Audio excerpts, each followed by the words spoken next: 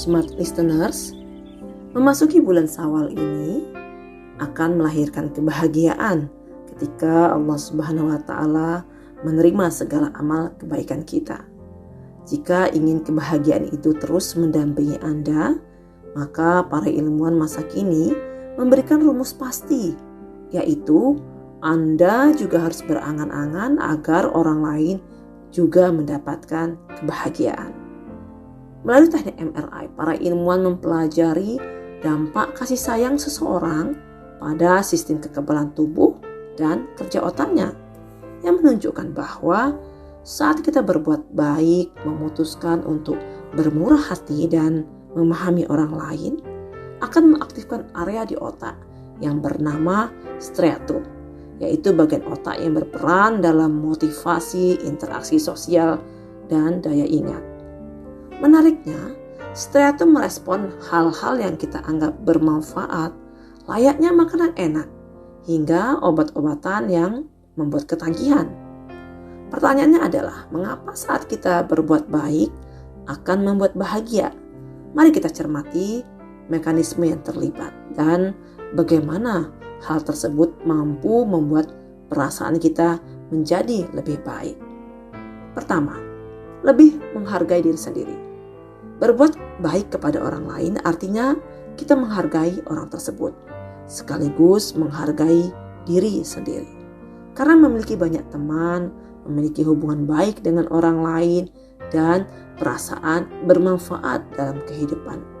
Inilah yang meningkatkan rasa percaya diri. Kedua, meningkatkan mood.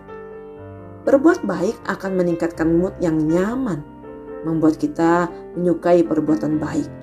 Jadi, kebaikan dan kebahagiaan sebenarnya merupakan hubungan dua arah. Saat kita berbuat baik pada orang lain, ada perasaan senang, bangga, dan nyaman.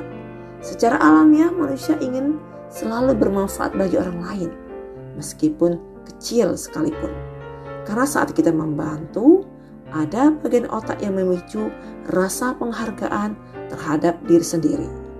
Inilah mengapa ada sebagian orang yang seperti ketagihan dalam membantu urusan kemanusiaan, menjadi relawan dan sebagainya, karena akan memperbaiki mood. Ketiga, menularkan kebaikan.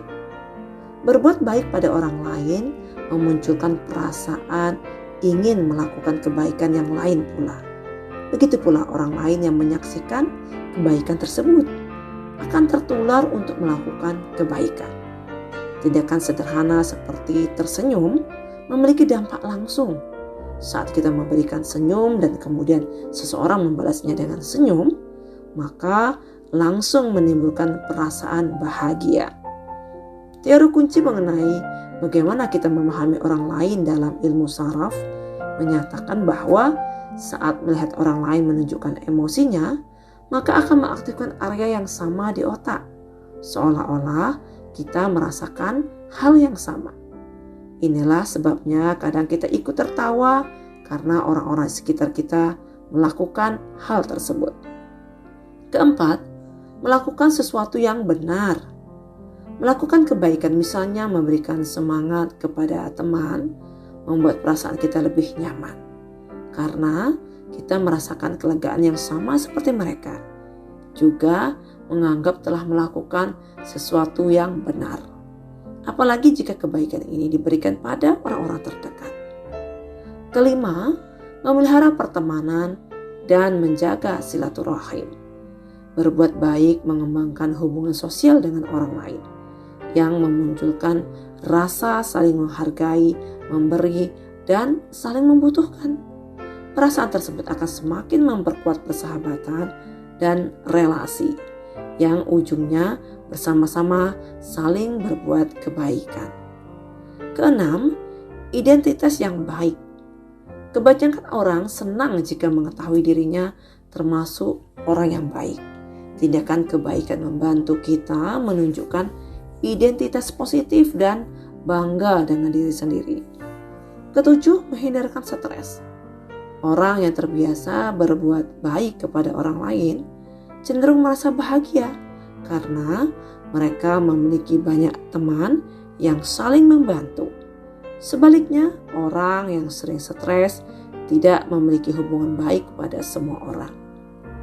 Smart listeners, para ilmuwan menemukan bahwa kebahagiaan tidak akan didapatkan jika hanya mewujudkan keinginan diri sendiri. Sebaliknya, kebahagiaan baru dirasakan saat kita mewujudkan hal-hal yang diinginkan dan disukai oleh orang lain. Konsep yang ditemukan oleh para peneliti di permulaan tahun 2008 ini ternyata telah menjadi ajaran Rasulullah SAW 14 abad yang silam. Beliau bersabda, "Tidak beriman salah seorang dari kalian hingga ia mencintai saudaranya sebagaimana ia mencintai dirinya sendiri." Masya Allah, Rasulullah menyebutkan saat kita mencintai orang lain dengan ikhlas berbuat baik adalah bagian dari keimanan kita. Tentu saja kondisi beriman adalah kebahagiaan yang hakiki.